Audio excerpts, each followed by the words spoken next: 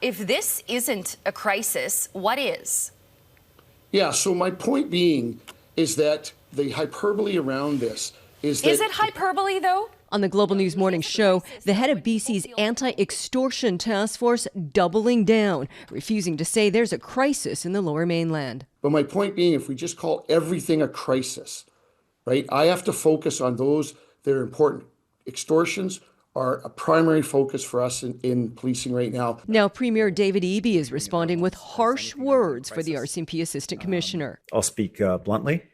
If Mr. Brewer does not feel that urgency, does not feel that this is a crisis, then perhaps he's not the right person to head up this task force.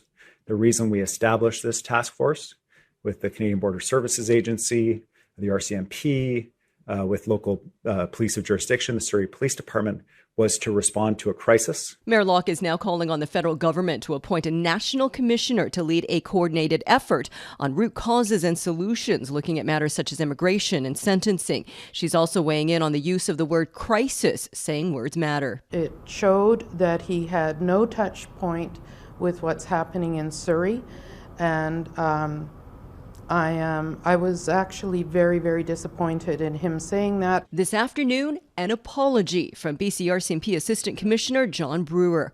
I want to apologize for challenging the term crisis yesterday, as it has become the focus and called into question the RCMP's commitment to addressing extortions in BC. That was not my intention. All this as a bail hearing was underway for two men involved in what's believed to be an extortion-related shooting back in March. A decision on their release is expected next month. Grace Key, Global News. Gurpreet Sahota's social media channels lit up Tuesday following an update from BC's Extortion Task Force. Many asking the same question. So if it's not a crisis, then what's the crisis is? People get shot in the shoulder, people get shot in the jaw. The Surrey-based journalist says he's hearing from people who feel the assistant commissioner's comments minimized their fears and left them feeling marginalized in a country they call home. Maybe we're not mainstream yet. We're not part of it. And if same thing happened to a person who belongs to a mainstream community, then maybe RCMP will consider it a crisis. Since January 1st, Surrey police have recorded 8 extortion-related shootings and 34 reports of extortion. The frequency so concerning it's now a campaign issue ahead of this year's civic elections. Surrey is going through turbulent times, unprecedented times. Every morning we wake up in the news, individuals are being targeted, businesses are being targeted, and houses are being targeted. With collective efforts, we will make a difference. One criminologist says defining a crisis is not up to police, but the people living through it.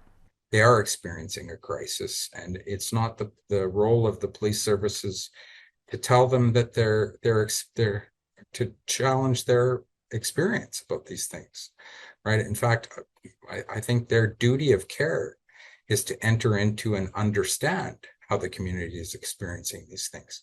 With a Surrey extortion victim now allegedly having shot back at suspects, Sahota says it reflects a shift in how the community views its own safety. There's a common voice among the community right now: defend yourself. Because police and governments are failed to protect us, and we have to protect our families, our home, and our belongings.